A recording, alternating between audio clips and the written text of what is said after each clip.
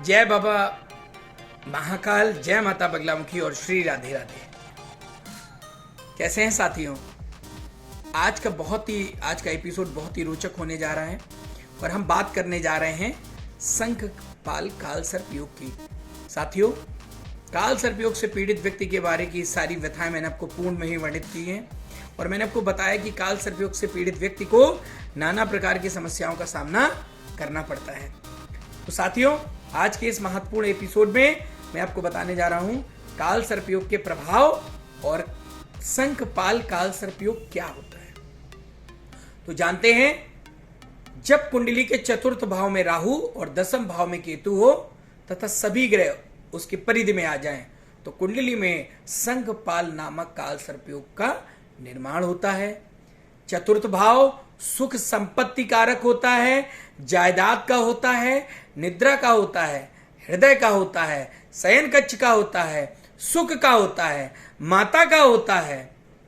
इस योग में यानी कि जब कुंडली के इस भाग में काल सर्प योग होता है तो इसका प्रभाव क्या होता है? इसका प्रभाव निश्चित तौर पे एक पक्ष यानी कि चाहे माता ले लीजिए, हृदय ले लीजिए, जीवन का होता है। और मैं ये कहूंगा कि आप उत्तराधिकारी होते हुए भी आपको आपके कुंडली के हिसाब से कुछ नहीं मिलने वाला। जमीन जायदाद संपत्ति आपकी लुटा दी जाती है, दूसरे लोग मौज करते हैं, आपको किसी न किसी कारण से वो सारी चीजों से हाथ धोना पड़ता है जो आपकी पैतृक रही हो। यानी कि इस भाव में जब काल सर्प योग होता है तो पैतृक सुख नहीं मिल पाता है। इसके लिए ग्रहों की दशा का अवलोकन कर लीजिए। इस अवलोकन के उपरांत आप ये निष्कर्ष पे आ जाएंगे कि मैंने आपको जैसा बताया। साथ ही साथ अगर मैं बात करूं तो पति पत्नी का वियोग भी बनता है इस कुंडली में जब शंखपाल काल सर्प योग मौजूद होता है। पति को पत्नी में और पत्नी को पति में कहीं न कहीं से कुछ संदिग्ध चीजें दिखती रहती हैं, जिससे एक दूसरे के शक के कारण वाद विवाद की स्थितियां लगातार बनी रहती हैं। व्यक्ति की याददाश्त बहुत कमजोर हो जाती है, बहुत छोटी छोटी चीजों को वो भूलने लगता है। आज बोली हुई बात को वो बहुत ही जल्दी कल भूल जाता है, उसे यही नहीं याद रहता है कि आखिर मैंने कल क्या कहा था। तो ये जो प्रभाव है, इस प्रभाव को हम इस तरीके से आपको बताना चाहेंगे कि जो चतुर्थ भाव होता है वो सुख का भाव होता है। मैं आपको पूर्व में बता ही चुका हूं। इसके उपाय क्या हैं? अगर बहुत ही छोटा उपाय है, इन उपायों को अगर आप कर लेते हैं तो निश्चित तौर पे आपको शंखपाल काल सर्प योग से निजात मिल जाएगी।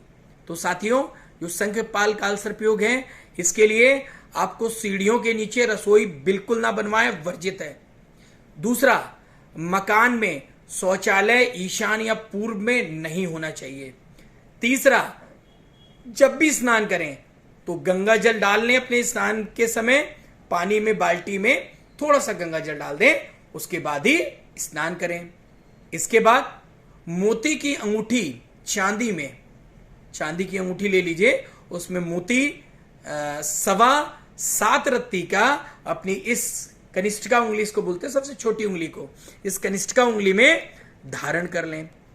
पांचवा, बहुत आसान उपाय मैं बता रहा हूं, आप आसानी से इनको कर सकते हैं। कोई भी काम अधूरा ना छोड़ें। मैं बाद में कर लूंगा, मैं तब कर लूंगा, मैं इसके उपरांत कर लूंगा, ऐसा मत करें। मकान की जो छत है उसमें गंदगी ना फैलाएं, गंदगी मत करें, दूषित मत करें। और इसके साथ साथ घर में प्रकाश की उचित व्यवस्था रखने। कहने का मतलब है कि घर खुला होना चाहिए, खिड़कियां, बरामदे, ये सब चीजें होनी चाहिए प्रॉपरली। गंदे पानी को खुले में ना रखें। गंदा पानी, जैसे आपने बर्तन धोए या कुछ भी किया या कपड़े धोए, उस गंदे पानी को खुले में मत रखें। और कम से कम कभी अगर बहुत गंभीर बीमारी आ गई है, कुछ हो गया है, तो 400 ग्राम, मैं एक बहुत ही आसान उपाय आपको बता रहा हूं, 400 ग्राम साबुत बादाम ले लीजिए और उन्हें अपने ऊपर से 14 बार उल्टा उतार करके बहते हुए जल में प्रवाहित कर दें। चांदी की डिबिया में थोड़ा सा शहद भर लें और घर के बाहर उसे जो दक्षिण का स्थान है वहां उसको दबा दें, जिससे आपको केतु का शुभ फल प्राप्त होगा। साथियों, ये बहुत ही आसान छोटे छोटे से उपाय हैं और अगर इन उपायों को आप करते हैं तो निश्चित तौर पे आपको फायदा जरूर प्राप्त होगा। इस महत्वपूर्ण एपिसोड में इतनी ही जानकारी। आगे हम बात करेंगे 5वें भाव के काल सर्पयोग, यानी कि पंचम भाव में जब काल सर्पयोग होता है, जिसे पदम नामक काल सर्पयोग का माना गया है, तो इसके बारे में हम आपसे चर्चा करेंगे अगले 5वें एपिसोड में। तब तक के लिए आप सभी को शुभ रात्रि। श्री बाबा महाकाल, जय बाबा भैरवनाथ और श्री राधे राधे।